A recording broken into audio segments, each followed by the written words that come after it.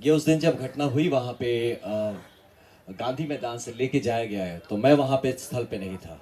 मुझे पता चला तो मैंने तब ये भी नहीं पता चल रहा था कि लेके कहाँ जा रहे थे हम। मैक्सिमम मैंने जिसको फोन लगा सब बोले पता नहीं भैया कहाँ लेके गए, एम्बुलेंस में लेके गए, कहाँ लेके गए, हम लोग यहाँ देख रहे हैं वहाँ देख रहे हैं, किसी को नहीं पता था।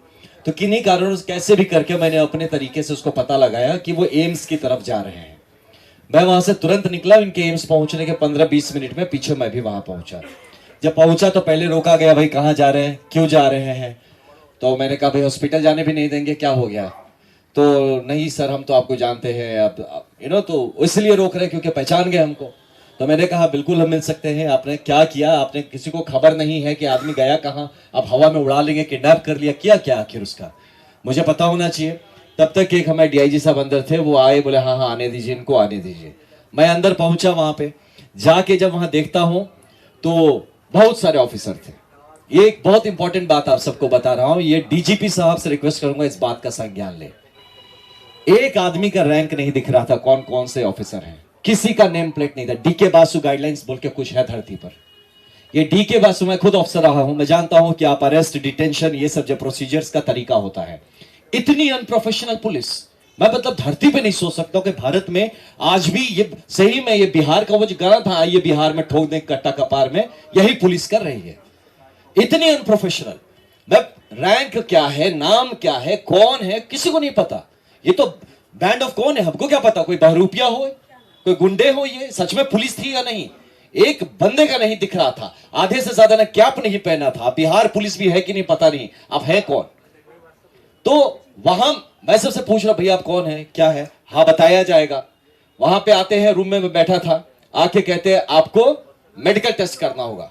प्रशांत जी पूछ रहे हैं किस केस में लाए हैं मेरे को, बताया जाएगा। अरे व्हाट इज बताया जाएगा, आपके कुछ नेचुरल राइट्स, फंडामेंटल राइट्स है ना, आपको पता तो होना चाहिए आप डिटेन हुए हैं, आपने मुझे अरेस्ट किया है, बताया जाएगा। तो बोले जब आपको ही नहीं पता आपने मेरे साथ किया क्या, आप कैसे भाई, आप पता नहीं, आप मुझे इंजेक्शन के नाम पे जहर दे देंगे तो कौन जानता है। इतनी दुश्मनी जब दिखा रहे, आप जहर भोग देंगे मेरे अंदर और फिर कहेंगे किसी कारण से मर गया ये आदमी, तो ये रिस्क होता है ना। तो वो आदमी कैसे बोल दे कि हाँ आप मेरे शरीर के संग आप चेकिंग करिए, कुछ भी करिए, आप प्रिक करिए, कौन जानता है उस नीडल में क्या लगा के प्रिक करेंगे। तो ये सब का गारंटी आप कैसे, आप उस आदमी पे भरोसा कर सकते हैं जो कि अपना आइडेंटिटी डिस्क्लोज करने को तैयार नहीं कि वो है कौन जिसने डिटेन किया है। हमें क्या पता बिहार पुलिस है कोई और है। तो ऐसे सिचुएशन पे ये प्रशांत जी कहते हैं कि भैया आप हमको पहले बताइए कि हमको लाए क्यों है, आप कौन से केस में लाए हैं, कोई पुराना केस है, नया केस है, केस का नंबर बताइए, आप हमारे चार्जेस बताइए, कहां लेके जाएंगे यहां से ये बताइए, मुझे इन्फॉर्म तो करिए किसी को कि भाई हम कहां पे हैं।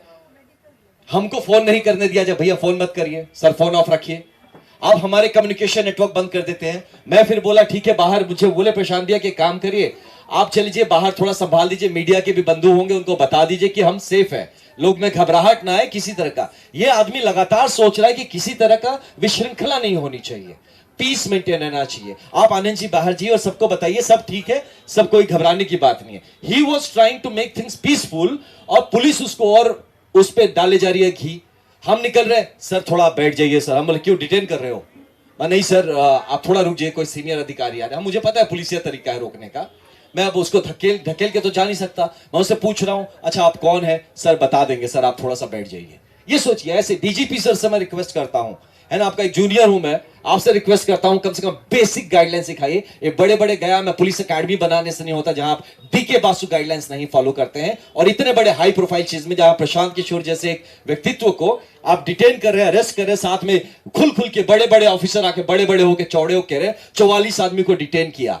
पहले इसमें देखिए किसने डिटेन किया, जरा आप निकालिए। तो ऐसी परिस्थिति बन गई थी एम्स में।